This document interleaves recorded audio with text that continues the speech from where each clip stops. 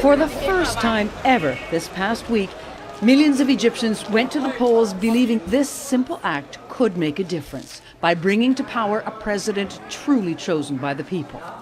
The activist Ayman Noor wasn't one of them.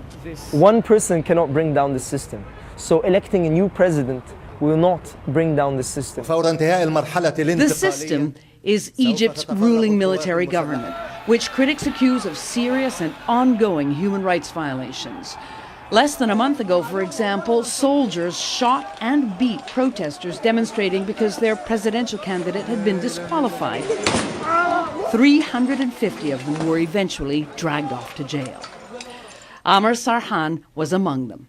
A barber, he was the main breadwinner for this large family, and it took them days to discover what had happened to him and where he is now being held. He's a broken man, says his brother Khalid. At the military police headquarters, he was first sprayed with sewage water and then electrocuted with cattle prods and beaten.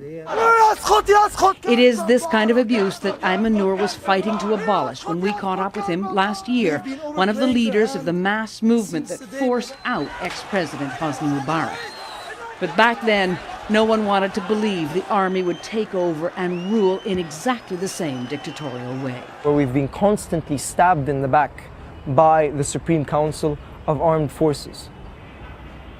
We're still being beaten, we're still being killed during peaceful demonstrations, we're still being arrested, and we're still being put on military trials.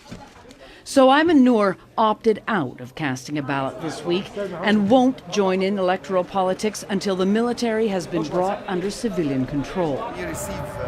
But the Sarhan family opted in.